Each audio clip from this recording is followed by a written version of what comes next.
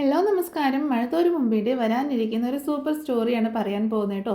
എല്ലാവരും സ്റ്റോറി മുഴുവനായിട്ട് കേൾക്കാൻ സപ്പോർട്ട് ചെയ്യുക. നമ്മുടെ ചാനൽ ആദ്യമായിട്ട് കാണുന്നവരാണെങ്കിൽ സബ്സ്ക്രൈബ് ചെയ്യാനും അതുപോലെ വീഡിയോ ഒന്ന് ലൈക്ക് ചെയ്യാനും ഹൈപ്പ് ചെയ്യാനും മറന്നു പോകരുത്. എന്നാൽ നേരെ സ്റ്റോറിയിലേക്ക് പോകാം.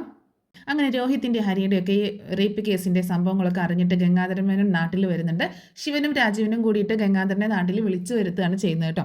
അങ്ങനെ കാര്യങ്ങളുടെ വശങ്ങളൊക്കെ മനസ്സിലാക്കുന്ന ഗംഗാധരൻ എല്ലാവരെയും വഴക്ക് പറയുന്നുണ്ട് കേട്ടോ. അതായത് കമലയെയും അതുപോലെ ശിവനെയും ഒക്കെ വഴക്ക് പറയുന്നുണ്ട്.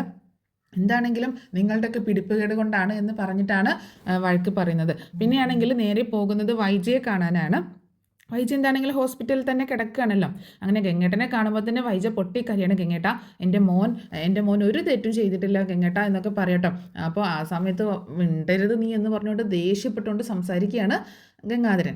അവനും ഹരിയും ചേർന്ന് അങ്ങനെ ഒരു വൃത്തികേട് ചെയ്യാൻ നിന്നില്ലേ അലീനയുടെ നേരേക്ക്. അന്നേ ഞാൻ നിന്നോട് പറഞ്ഞതല്ലേ മക്കളെ അടക്കി ഒതുക്കി വളർത്താനായിട്ട്. അന്ന് നീ എന്നോട് എന്താണ് പറഞ്ഞത് നീ ഓർക്കുന്നുണ്ടോ? അലീന അവന്മാരെ കയ്യും കണ്ണും കാണിച്ച് മയക്കിയെടുത്തതാണെന്ന്. ഇപ്പോൾ എങ്ങനെയുണ്ടടി? നീ ഒറ്റൊരുത്തിയാണ് ഇവനൊക്കെ വളം വെച്ച് കൊടുത്തത്. നീ അനുഭവിച്ചോ എന്നൊക്കെ ദേഷ്യത്തിൽ ഇങ്ങനെ ഗംഗേട്ടൻ പറയുകയാണേ. അപ്പോൾ വൈജ് പറയുന്നുണ്ട്, അപ്പോൾ ഗംഗേട്ടൻ എന്നെ കുറ്റപ്പെടുത്താൻ വേണ്ടിയാണ് ഇങ്ങോട്ടേക്ക് ഫ്ലൈറ്റും പിടിച്ച് വന്നതല്ലേ, അല്ലാതെ എൻ്റെ മകനെ പുറത്തിറക്കാനോ രക്ഷിക്കാനോ വേണ്ടിയിട്ടല്ല എന്ന് ചോദിക്കുമ്പോൾ, അല്ലടി ഇങ്ങനൊരു ചീഞ്ഞ കേസിലൊന്നും ഞാൻ ഇടപെടില്ല. അവന്മാർക്ക് വേണ്ടി ഞാൻ ഒന്നും തന്നെ ചെയ്യാൻ പോകുന്നില്ല.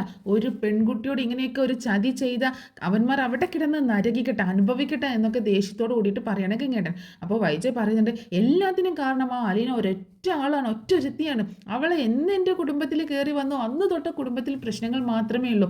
എന്നിൽ നിന്ന് എൻ്റെ ഭർത്താവിനെ പോലും അവൾ സ്വന്തമാക്കിയില്ലേ ഗംഗേട്ട. ഇപ്പോൾ ഞാൻ കൂടി ഇല്ലാത്തത് കൊണ്ട് അവൾക്കും അങ്ങർക്ക് സുഖമായി കാണും എന്നൊക്കെ ഇങ്ങനെ വൈജ അലീനയെ മോശമായിട്ട് പറയുന്ന സമയത്ത് ഹോസ്പിറ്റലിലാണെന്നും വൈജ വയ്യാതെ കിടക്കണമെന്ന് നോക്കാതെ ഗംഗേട്ടനാണെങ്കിൽ വൈജയുടെ കരണം നോക്കി ഒരെണ്ണം കൊടുക്കാനായിട്ട് കയ്യോ അങ്ങാട്ടോ, എൻ്റെ കയ്യിൽ നിന്ന് നീ വാങ്ങിക്കുമെന്ന് പറഞ്ഞുകൊണ്ട്. കാരണം തല്ലാൻ പറ്റത്തില്ലല്ലോ, അത്രയും ബുദ്ധിമുട്ടിൽ താടിയിലൊക്കെ പൊട്ടി കിടക്കുന്നതുകൊണ്ട് തല്ലുന്നില്ല. പക്ഷേ ഭയങ്കര ദേഷ്യത്തിൽ ആ കൈ ഓങ്ങിയത് തന്നെ ഒരു തല്ല് കിട്ടിയ ഒരു ഫീലാണ് വൈജയ്ക്ക് ഉണ്ടാവുന്നത്. ഇങ്ങനെ നിൻ്റെ കരണം പൊട്ടിക്കാൻ എനിക്ക് അറിയാൻ പാടില്ലാഞ്ഞിട്ടല്ല, നീ ഹോസ്പിറ്റലിൽ ഇവിടെ കിടക്കായി പോയി, അല്ലാന്നുണ്ടെങ്കിൽ നീ വാങ്ങിച്ചതിനെ എൻ്റെ കയ്യിൽ നിന്നെന്ന് പറഞ്ഞിട്ട് വളരെ ദേഷ്യത്തിൽ പറയണം. അങ്ങനെ ഒരെണ്ണം കിട്ടിയതാണെങ്കിൽ നീ ഇപ്പോൾ ഇങ്ങനെ പറയില്ലായിരുന്നു.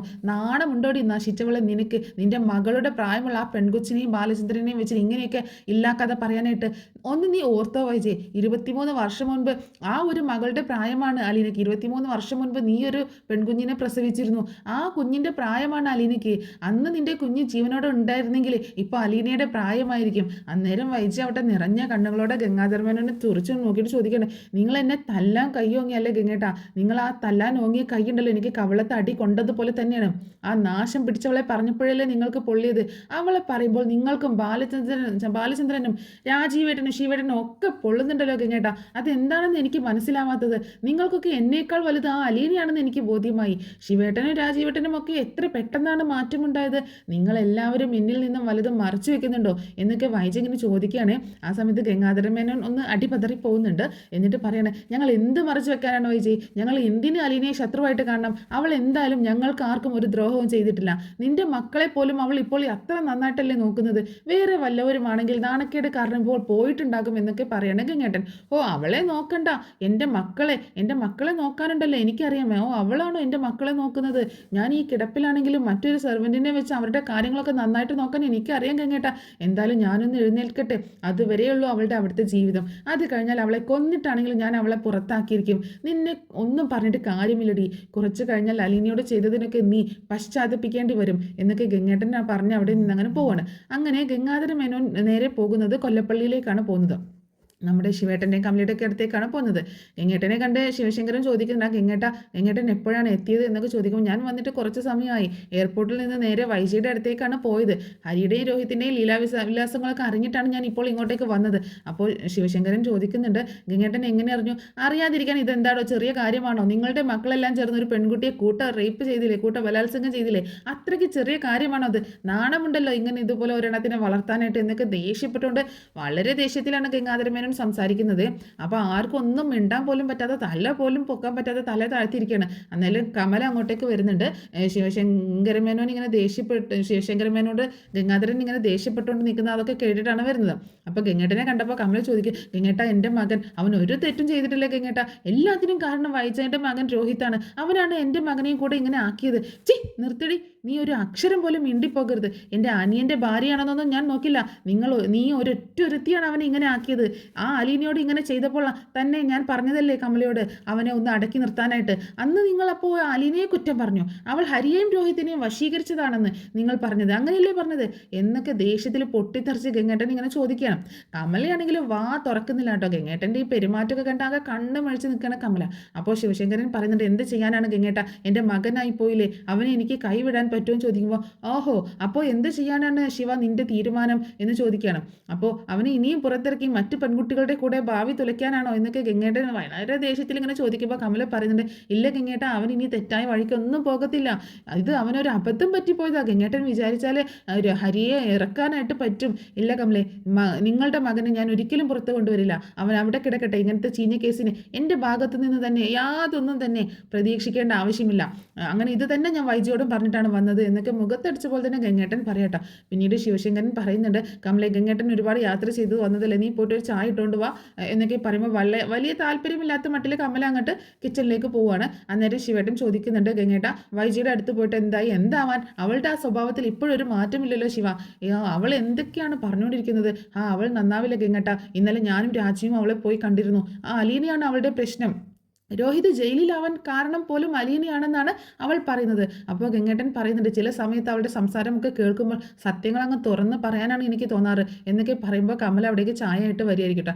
ഒരു നിമിഷം അവരുടെ സംസാരം കേൾക്കുമ്പോൾ കമല അങ്ങ് ചായയുമായിട്ട് മാറി നിന്ന് ഒളിഞ്ഞിങ്ങനെ കേൾക്കുകയാണ്. അങ്ങനെ ഗംഗേട്ടൻ ശിവേട്ടനോട് പറയുന്നുണ്ട്, ഞാൻ ഇന്ന് വൈജയെ കാണാൻ പോയപ്പോൾ അവളുടെ വായിൽ നിന്ന് ഒരു വർത്താനം വന്നു, ബാലചന്ദ്രനെയും മലിനെയും വെച്ചിട്ട് വളരെ മോശമായിട്ടാണ് അവളെ എൻ്റെ മുന്നിൽ സംസാരിച്ചത്. പിന്നെ ഞാൻ മുന്നും പിന്നും നോക്കിയില്ല, അവളുടെ കരണം നോക്കി കൊടുക്കാനായിട്ട് കൈ ഓങ്ങിയതാണ് ഞാൻ. പക്ഷേ ആ താടിയിലൊക്കെ പൊട്ടിയിരിക്കുന്നത് കൊണ്ട് അത് വീണ്ടും പൊട്ടിപ്പോകും എന്നുള്ളൊരു അവസ്ഥ ഓർത്തുകൊണ്ട് ഞാൻ തല്ലിയില്ല എന്ന് പറയണം. ഇതൊക്കെ കേട്ടുകൊണ്ട് കമല അവിടെ മാറി ഒരു സൈഡിൽ ഇങ്ങനെ അന്താളിച്ച് നിൽക്കുകയാണ്. അപ്പോൾ ശിവൻ പറയുന്നുണ്ട്, ആ വർത്താനം അവൾ എൻ്റെ അടുത്തും പറഞ്ഞിട്ടുണ്ട് ഗംഗേട്ട, ഇന്നലെ കൂടി ഞാൻ അവളെ കാണാനായിട്ട് പോയപ്പോൾ അവളുടെ വായിൽ നിന്ന് ഇത് തന്നെയായിരുന്നു വന്നത്.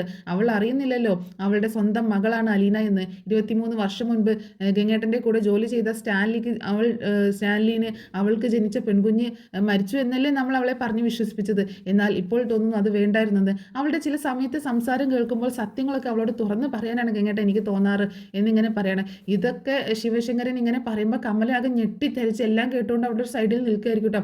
അമ്പടി, നിനക്ക് ഇങ്ങനെ ഒരു കഥ ഉണ്ടായിരുന്നോ, നീ ആള് കൊള്ളാമല്ലോടി വൈജേ, അപ്പോൾ അലീനയുടെ പിഴച്ച അമ്മ അത് നീ തന്നെയാണോടി, അതെന്തായാലും കൊള്ളാം, ഞാൻ ഇത് വെച്ചൊരു കളി കളിക്കും, നിന്റെ ജീവിതം ഞാൻ തകർക്കും, ഈ സത്യങ്ങളൊക്കെ ആദ്യം ബാലചന്ദ്രനോട് തന്നെ പറയണം എന്നൊക്കെ കമല അവിടെ മാറി നിന്ന് ഇങ്ങനെ പിറുപിറുക്കുക കേട്ടോ. കമലയ്ക്ക് അറിയില്ല സത്യങ്ങളൊക്കെ ബാലചന്ദ്രൻ അറിഞ്ഞു എന്നുള്ളത്. അങ്ങനെ ചായയുമായിട്ട് കമല അങ്ങോട്ടേക്ക് വരുമ്പോൾ അവർ സംസാരം നിർത്തുന്നുണ്ട്. അപ്പോൾ എന്നിട്ട് കമല ഗംഗേട്ടന് ചായ കൊടുത്ത ശേഷം ഒന്ന് ആക്കിയ പോലെ പറയുന്നുണ്ട്, ഗംഗേട്ട ചില സത്യങ്ങളൊക്കെ എത്ര മൂടി വെക്കാൻ നോക്കിയാലും അത് ഇന്നല്ലെങ്കിൽ നാളെ പുറത്ത് വരിക തന്നെ ചെയ്യും എന്നൊക്കെ പറഞ്ഞ് കമല അങ്ങോട്ട് പോവുകയാണ്. അതെന്തായിരിക്കും അവൾ അങ്ങനെ പറഞ്ഞത് എന്നൊക്കെ അവരവിടെ ചിന്തിക്കുന്നുണ്ട്. ഇനി എങ്ങാനും നമ്മൾ പറഞ്ഞത് കേട്ട് കാണുമോ എന്ന് ചോദിക്കുമ്പോൾ, അതിന് വഴിയില്ല, അവൾ ഇപ്പോഴല്ലേ ഇങ്ങോട്ടേക്ക് വന്നത് എന്ന് പറയണ ശിവൻ. അങ്ങനെ പിന്നീട് അതെല്ലാം കഴിഞ്ഞ് കമല ആരും കാണാതെ ബാലചന്ദ്രനെ വിളിക്കുകയാണ്. അന്നേരം ബാലചന്ദ്രൻ ഫോൺ എടുത്ത് ചോദിക്കും, എന്ത് വേണം എന്ന് ചോദിക്കുകയാണ്. എനിക്കൊന്നും വേണ്ട ബാലേന്ദ്ര, ഞാൻ എൻ്റെ മോനെ പുറത്തിറക്കണമെന്ന് പറഞ്ഞ് സഹായം ചോദിക്കാനൊന്നല്ല വിളിച്ചത്, ഒരു പ്രധാനപ്പെട്ട കാര്യം പറയാനായിട്ടാണ്. എന്ത് കാര്യമാണാവോ കമലേട്ടത്തിക്ക് എന്നോട് പറയാനുള്ളത് എന്ന് ചോദിക്കാട്ടോ. ഒരു പരിഹാസ രീതിയിലാണ് ചോദിക്കുന്നത്. നീ പുച്ഛിക്കൊന്നും വേണ്ട ബാലചന്ദ്ര, നിന്റെ ഭാര്യ എന്ന് പറയുന്ന ഒരുത്തി ഉണ്ടല്ലോ വൈജ, അവൾ നിന്നെ ചതിക്കുകയായിരുന്നു. വിവാഹത്തിന് മുൻപ് അവൾ ഗംഗേട്ടൻ്റെ കൂടെ ജോലി ചെയ്തിരുന്ന ഒരാളുമായിട്ട് പ്രണയത്തിലായി, അയാളിൽ അവൾക്കൊരു പെൺകുഞ്ഞ് ജനിച്ചിട്ടുണ്ട് എന്നൊക്കെ കമല പറയുമ്പോൾ ബാലചന്ദ്രൻ അവിടെ ഞെട്ടിത്തരിച്ച് നിൽക്കുകയാണ്. കമലേട്ടത്തി എന്തൊക്കെ പറയുന്നത്, ഇതൊക്കെ കമലേട്ടത്തിയോട് ആര് പറഞ്ഞു എന്നൊക്കെ ചോദിക്കുക. എങ്ങനെ ഇതൊക്കെ അറിഞ്ഞു എന്ന് ചോദിക്കുമ്പോൾ, ഞാൻ എങ്ങനെ അറിഞ്ഞു എന്നുള്ളതൊന്നും ഒരു കാര്യമേ അല്ല, ഞാൻ എങ്ങനെ അറിഞ്ഞാലും എന്താ കാര്യം ബാലചന്ദ്ര, ഒരു കാര്യം കൂടി പറയാം, ആ കുഞ്ഞാരാണെന്ന് നിനക്കറിയണ്ടേ, നീ പാല് കൊടുത്ത് വളർത്തുന്നതിൽ ഒരുത്തിയെ നിന്റെ മകളെപ്പോലെ അലീന, അവൾ തന്നെയാണ് വൈജയന്തിയുടെ അവിഹിത സന്തതി. അപ്പോൾ കമലേട്ടത്തി വൈജയെ ചതിക്കുകയായിരുന്നു അല്ലേ എന്ന് ഇങ്ങനെ ചോദിക്കുമ്പോൾ, അതെ ബാലചന്ദ്ര, അവളെ ഇനി അങ്ങോട്ട് കയറ്റുക പോലും ചെയ്യണ്ട, അതുപോലെ അവളുടെ അവിഹിത സന്തതി ഉണ്ടല്ലോ അലീന, അവളെയും എത്രയും പെട്ടെന്ന് അടിച്ച് പുറത്താക്കാൻ നോക്ക് എന്നൊക്കെ വലിയ കാര്യമായിട്ട് കമൽ ഇങ്ങനെ പറയുകയാണേ. അന്നേരം ബാലചന്ദ്രൻ പറയുന്നുണ്ട്, ഇനി അലീനയെ ഞാൻ ഇവിടെ നിർത്തത്തില്ല ഏട്ടത്തി, ഇപ്പോൾ തന്നെ ഞാൻ ഈ നിമിഷം തന്നെ ഞാൻ അവളെ പുറത്താക്കാൻ പോവാണ്, ഏട്ടത്തി വെച്ചോ എന്നൊക്കെ പറഞ്ഞ് ബാലചന്ദ്രൻ അവിടെ ഫോണൊക്കെ വെച്ച് പൊട്ടിച്ചിരിക്കട്ടോ. എന്നിട്ട് ശിവശങ്കറിനെ വിളിച്ച് കാര്യങ്ങളൊക്കെ പറയുന്നുണ്ട്. കമലേട്ടത്തി തന്നെ വിളിച്ചതും അതുപോലെ സത്യങ്ങളൊക്കെ തന്നോട് പറഞ്ഞതും എല്ലാം ബാലചന്ദ്രൻ ശിവശങ്കറിനോട് പറയണം. അയ്യോ ബാലചന്ദ്ര, ഇതൊക്കെ കമല എങ്ങനെ അറിഞ്ഞു? അത് ശിവേട്ടൻ എന്നോടാണ് ചോദിക്കുന്നത്, നിങ്ങൾ നിങ്ങളുടെ ഭാര്യയോട് ചോദിക്കുക. ഇങ്ങനെ പോയാൽ ഞാൻ വൈജയോട് സത്യങ്ങൾ പറയുന്നതിന് മുൻപ് ശിവേട്ടൻ്റെ ഭാര്യ തന്നെ വൈജയുടെ അടുത്ത് പറയും. അതാകുമ്പോൾ എനിക്ക് കാര്യങ്ങൾ കുറച്ചുകൂടി എളുപ്പമായല്ലോ എന്നൊക്കെ പറയണം ബാലചന്ദ്രൻ. എന്നിട്ട് ഫോൺ വെക്കുന്നുണ്ട്. അപ്പോൾ ശിവശങ്കരനാണെങ്കിൽ കമലയെ റൂമിൽ വിളിച്ചിട്ട് വാതിലൊക്കെ ലോക്കാക്കിയിട്ട് നീ ചോദിക്കും, നീ ഇന്ന് ബാലചന്ദ്രനെ വിളിച്ചിരുന്നോ എന്ന് ചോദിക്കുമ്പോൾ അപ്പോൾ കമലെ പറയും, ഞാൻ എന്തിനാ ശിവേട്ട ബാലചന്ദ്രനെ വിളിക്കുന്നത്? നോക്ക് കമലെ, നീ എന്നോട് കള്ളം പറയാൻ നിൽക്കണ്ട, ബാലചന്ദ്രൻ എന്നെ വിളിച്ചിരുന്നു. ഓ, അപ്പോൾ അതാണ് കാര്യം, ഞാൻ വിളിച്ചിരുന്നു. നിങ്ങളും ശിവേട്ടനും നിങ്ങളും ഗംഗേട്ടനും സംസാരിക്കുന്നത് മൊത്തം ഞാൻ കേട്ടു ശിവേട്ട. എന്തായാലും നിങ്ങളുടെ പെങ്ങൾ കൊള്ളാം, വിവാഹത്തിന് മുൻപ് ഒന്ന് പെറ്റിട്ടാണ് ബാലചന്ദ്രൻ്റെ മുൻപിൽ അവൾ കഴുത്ത് നീട്ടിയത്, നാണമുണ്ടോ എന്നൊക്കെ കമൽ ഇങ്ങനെ ചോദിക്കുമ്പോൾ ശിവൻ പറയുന്നുണ്ട്, അത് പിന്നെ കമലെ, അതന്ന് അവൾക്കൊരു അബദ്ധം പറ്റിപ്പോയതാണ്, നീ ഇതിനെ ആരോടും വേറെ പുറത്തൊന്നും പറയാൻ നിൽക്കണ്ട. അപ്പോൾ കമല അവിടെ ഒരു പുച്ഛഭാവത്തോടെ ഇങ്ങനെ പറയണേ, അതൊന്നും എനിക്ക് ആലോചിക്കാൻ കഴിയില്ല, അതൊന്നും പറയാൻ പറ്റില്ല ശിവേട്ട. എന്തായാലും കൊള്ളാം, സ്വന്തം മകളോടാണല്ലോ നിങ്ങളുടെ പെങ്ങൾ ഇപ്പോൾ യുദ്ധം ചെയ്യുന്നത്. അത് ഓർക്കുമ്പോൾ തന്നെ എനിക്ക് നല്ലതായിട്ട് ചിരി വരുന്നുണ്ട്. പിന്നെ ഒരു കാര്യം ഞാൻ പറഞ്ഞേക്കാം, അലീന വൈജയുടെ അവിഹിത സന്തതിയാണെന്ന് വെച്ച് അലീനയെ എൻ്റെ മകൻ മനുവിൻ്റെ തലയിൽ കെട്ടിവെക്കാമെന്ന് ആരും കരുതണ്ട. എന്താണെങ്കിലും നിങ്ങളുടെ പെങ്ങളെ ഞാനൊന്ന് കാണുന്നുണ്ട് എന്നൊക്കെ പറഞ്ഞ് കമല റൂമിൽ നിന്ന് പോകാൻ തുടങ്ങുമ്പോൾ ശിവശങ്കരൻ കമലയെ പിടിച്ച് നിർത്തിയിട്ട് പറയാണ്, നീ എങ്ങാനും ഇത് വൈജയെ അറിയിച്ചാൽ പിന്നെ ഞാൻ ഇതിനെ വെച്ചേക്കില്ല ജീവനോടെ എന്ന് പറയണം, അത് നീ ഓർത്തോ എന്ന് പറയുന്നുണ്ട്. അപ്പോൾ ഇങ്ങനെയൊക്കെ പറഞ്ഞിട്ട് ശിവൻ അവിടെ നിന്ന് പോണില്ല ശിവേട്ട, ഞാൻ ഇപ്പോൾ തൽക്കാലം വൈജയോട് പറയുന്നില്ല, അത് നിങ്ങളെ പേടിച്ചിട്ടില്ല, ആദ്യം അറിയേണ്ടത് അവളുടെ മക്കളാണ് എന്നൊക്കെ പറഞ്ഞ് ഒരു പുച്ഛഭാവത്തോടെ കമൽ ഇങ്ങനെ നിൽക്കുകയാണ്. പിന്നീട് കാണിക്കുന്നത് ഗംഗാധരമേനോൻ കടപ്പാട്ടൂരിലേക്ക് പോകുന്നുണ്ട്, ബാലചന്ദ്രൻ്റെ വീട്ടിലേക്ക്. അലീനയായിരിക്കും ഡോറൊക്കെ തുറന്നു കൊടുക്കുന്നത്. ആ അങ്കിൾ എപ്പോൾ എത്തി എന്നൊക്കെ ചോദിക്കുമ്പോൾ ഞാൻ വന്നിട്ടേ ഉള്ളൂ എന്ന് പറയണം. ബാലചന്ദ്രൻ ഇല്ലേ അകത്തെന്ന് ചോദിക്കുമ്പോൾ ആ ഉണ്ടെങ്കിലേ അച്ഛൻ മുകളിലുണ്ട് എന്ന് പറയണം. അങ്ങനെ അലീന പറഞ്ഞതനുസരിച്ച് ഗംഗാധരൻ ബാലചന്ദ്രനെ കാണാനായിട്ട് മുകളിലെ റൂമിലേക്ക് പോകുന്നുണ്ട്. അപ്പോൾ രോഹിത്തിന്റെ കാര്യങ്ങളൊക്കെ ചോദിക്കാൻ, എന്താ നിന്റെ തീരുമാനം, രോഹിത്തിനെ ജാമ്യത്തിൽ ഇറക്കാനുള്ള ഏർപ്പാടൊക്കെ ചെയ്തോ എന്ന് ചോദിക്കുമ്പോൾ ഇല്ല എന്ന് പറയണം. ഞാൻ എന്തിനാണ് ഗംഗേട്ട അവനെ പുറത്തിറക്കുന്നത്, എനിക്കും പെൺമക്കൾ ഉള്ളതല്ലേ, അവൻ തെറ്റ് ചെയ്തിട്ടുണ്ടെങ്കിൽ അവന് ശിക്ഷ കിട്ടണം, അവനെ ഇങ്ങനെയാക്കിയത് നിങ്ങളുടെ പെങ്ങൾ വൈജ ഒറ്റൊരുത്തിയാണ്. അന്ന് അലീനയോട് ഈ ഒരു ക്രൂരത ചെയ്തപ്പോൾ അവന് കൊടുക്കേണ്ടത് കൊടുക്കണമായിരുന്നു, അത് നിങ്ങളുടെ പെങ്ങൾ ചെയ്തില്ല, നിങ്ങളുടെ പെങ്ങളെ എല്ലാ കുറ്റവും അലീനയുടെ തലയിൽ കെട്ടിവെച്ച് മോനെ അങ്ങ് വെളുപ്പിക്കുകയായിരുന്നു. ഗംഗേട്ടൻ അറിയുമോ, ഞാൻ പലപ്പോഴായി വൈജയോട് പറഞ്ഞിട്ടുണ്ടായിരുന്നു ആ ഹരി ഇവിടെ കയറ്റരുതെന്ന്, അവൻ ഒറ്റൊരുത്തനാണ് രോഹിത്തിനെ കൂടി ഇങ്ങനെ ആക്കിയത്, ഇനി അനുഭവിക്കട്ടെ, നിങ്ങളുടെ പെങ്ങൾ തന്നെ വേണ്ടത് എന്താന്ന് വെച്ചാൽ ചെയ്യട്ടെ, എന്നാലും ബാലചന്ദ്ര നിന്റെ മകനല്ലേ, അതൊക്കെയാണ്, പക്ഷെ ഇപ്പോൾ ഉണ്ടല്ലോ എൻ്റെ മനസ്സിൽ അങ്ങനെ ഒരു മകനില്ല, അങ്ങനെ ഒരു വികാരമില്ല എന്നൊക്കെ ദേഷ്യത്തിൽ പറയണമെങ്കിലും ബാലചന്ദ്രൻ്റെ എങ്ങനെയെങ്കിലും രോഹിത്തിനെ ഇറക്കണം എന്നൊക്കെ ഉണ്ട് കേട്ടോ. അങ്ങനെ ഗംഗാധരന് ആ സമയത്ത് ചായ ഇങ്ങോട്ട് അലീന അങ്ങോട്ടേക്ക് വരുന്നുണ്ട്. അങ്കിളെ, രോഹിത്തിനെ പുറത്ത് കൊണ്ടുവരാൻ വല്ല വഴിയുമുണ്ടോ എന്ന് ചോദിക്കുമ്പോൾ ഇല്ല മോളെ, ഇങ്ങനെ ജാമ്യം കിട്ടുന്ന ഒരു കേസല്ല, അവർ ചെയ്തത് വലിയൊരു തെറ്റാണ്, ചെറിയ കുറ്റമൊന്നുമല്ലല്ലോ.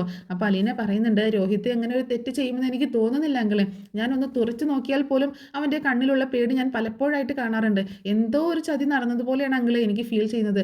അപ്പോൾ ബാലചന്ദ്രൻ പറയും, അത് നിനക്ക് തോന്നുകയായിരിക്കും മോളെ, ആ അമ്മയുടെ മകനല്ലേ അവൻ എന്ന് പറയണം. അപ്പോൾ വിവാഹത്തിന് മുൻപ് ആരും അറിയാതെ അമ്മ നിന്നെ പ്രസവിച്ച് തള്ളിയതല്ലേ, ആ സ്വഭാവം മകന് കിട്ടാതിരിക്കുമ്പോൾ മോളെ എന്നൊക്കെ ഒന്ന് ആക്കിയ പോലെ ബാലചന്ദ്രൻ പറയട്ടെ. അപ്പോൾ ഗംഗാധരനെ ഒന്ന് കൊള്ളിക്കാനാണ്. അപ്പോൾ ഗംഗാധരനാണെങ്കിൽ ഒരു അക്ഷരം പോലും മിണ്ടാതെ അവിടെ തല കുനിച്ചിരിക്കുകയാണ്. ഒടുക്കം ചായ എല്ലാം കുടിച്ച ശേഷം ഗംഗാധരൻ മേനോൻ യാത്രയൊക്കെ പറഞ്ഞ് അവിടുന്ന് ഇറങ്ങുന്നുണ്ട്. അന്നേരം അലീന പറയും, അച്ഛൻ എന്തിനാ അങ്കിളിനോട് ഇങ്ങനെയൊക്കെ സംസാരിച്ചത്, അങ്കിളിന് അത് വിഷമമായി കാണില്ലേ, കുറച്ചങ്ങോട്ട് വിഷമിക്കട്ടെ മോളെ, ഒന്നല്ലെങ്കിലും ചേട്ടനും അനിയത്തിയും ചേർന്ന് എന്നെ കുറേ കാലം വിഡ്ഢിയാക്കിയതല്ലേ, അതൊക്കെ പോട്ടെ, നീ എന്താ മോളെ അങ്ങനെ പറഞ്ഞത്, രോഹിത് നിരപരാധിയാണെന്ന് നിനക്ക് അങ്ങനെ തോന്നാൻ എന്താ കാരണം? അന്നേരം അലീന പറയുന്നുണ്ട്, രോഹിത് ആ രാത്രി ഇവിടെ വന്നപ്പോൾ അവൻ്റെ കണ്ണുകളിൽ നല്ല പേടിയുണ്ടായിരുന്നു അച്ഛാ, ആരെങ്കിലും ഒന്ന് വാതിൽ മുട്ടുമ്പോൾ പോലും തുറക്കാൻ പോലും അവന് പേടിയായിരുന്നു, ഇങ്ങനെയൊക്കെ പേടിയുള്ളവൻ ഒരു പെൺകുട്ടിയെ പിച്ച് ചീന്തുമെന്ന് എനിക്ക് തോന്നുന്നില്ല അച്ഛാ, ഇതിൻ്റെ പിന്നിൽ എന്തൊക്കെയോ സംഭവം ഉള്ളതുപോലെ എന്നൊക്കെ പറയുമ്പോൾ ബാലചന്ദ്രൻ ഒരു നിമിഷം അലീന പറഞ്ഞ കാര്യങ്ങളൊക്കെ കുറിച്ച് ചിന്തിക്കും. ബാലചന്ദ്രൻ അന്ന് രാത്രിയിൽ രോഹിത്തിൻ്റെ റൂമിൽ പോയിട്ട് ഇങ്ങനെ ചോദിച്ചപ്പോൾ ഭയങ്കര ഒരു പേടിയിലും ദേഷ്യത്തിലൊക്കെ ആയിരുന്നല്ലോ അവനുണ്ടായിരുന്നത്. അവൻ നിരപരാധിയാണെങ്കിൽ നമ്മൾ അതെങ്ങനെ പുറത്ത് കൊണ്ടുവരും മോളെ എന്ന് ചോദിക്കുമ്പോൾ നമ്മളതെങ്ങനെ തെളിയിക്കും എന്ന് ചോദിക്കണം. അന്ന് അവിടെ നടന്നത് അവർക്ക് 4 പേർക്കും പിന്നെ ആ പെൺകൊച്ചിനും മാത്രമല്ലേ അറിയുകയുള്ളൂ, അതൊക്കെ നമുക്ക് കണ്ടുപിടിക്കാൻ വെച്ചാൽ അവൻ നിരപരാധിയാണെങ്കിൽ ഞാൻ അവനെ പുറത്ത് കൊണ്ടുവരിക തന്നെ ചെയ്യും എന്നൊക്കെ പറഞ്ഞ് അലീന അവിടെ നിന്ന് പോവുകയാണ്. പിന്നീടാണ് അലീന ശരണ്യെ കാണാനായിട്ട് അവളുടെ വീട്ടിലേക്ക് പോകുന്നതും അവിടെ വെച്ചിട്ട് ഒരുപാട് സംഭവങ്ങളൊക്കെ ഉണ്ടാകുന്നത്. അതൊക്കെ ഓൾറെഡി നമ്മളെ ചാനലിൽ പറഞ്ഞ് അപ്ലോഡ് ചെയ്തിട്ടുണ്ട്. അതിൻ്റെയൊക്കെ സ്റ്റോറി ശരിക്കും നോവലിനെ ബേസ് ചെയ്തിട്ട് തന്നെ പറഞ്ഞ സ്റ്റോറിയാണ്, നോവലിൽ സംഭവിച്ച കാര്യങ്ങളൊക്കെ തന്നെയാണ്. അപ്പോൾ അതൊക്കെ കാണാത്തവരാണെങ്കിൽ അത് നമ്മുടെ ചാനലിൽ ഉണ്ടൊക്കെ ഒന്ന് കാണാം. പിന്നീട് ശരണ്യെ കാണാൻ പോകുന്നതും അവിടെ വെച്ചുണ്ടാകുന്ന സംഭവങ്ങളും പിന്നെ രോഹിത്തിനെ രക്ഷിക്കുന്നത് എങ്ങനെയാണ്, രോഹിത്ത് കേസിൽ നിന്ന് രക്ഷപ്പെട്ടു പോരുന്നതും അതിനുശേഷം സംഭവിക്കുന്ന കാര്യങ്ങളൊക്കെ ഓൾറെഡി പറഞ്ഞ് അപ്ലോഡ് ചെയ്തിട്ടുണ്ട്. ഇനി കുറച്ച് കൂടി മുന്നോട്ട് പോകുമ്പോൾ അതിൻ്റെയൊക്കെ ഡീറ്റെയിൽ ആയിട്ടുള്ള സ്റ്റോറി വീണ്ടും പറഞ്ഞ് അപ്ലോഡ് ചെയ്യുന്നതായിരിക്കും. അപ്പോൾ ഈ സ്റ്റോറി എല്ലാവർക്കും ഇഷ്ടമായിട്ടുണ്ടാവുമെന്ന് കരുതുകയാണ്. തുടർന്നും സപ്പോർട്ട് ചെയ്യുക.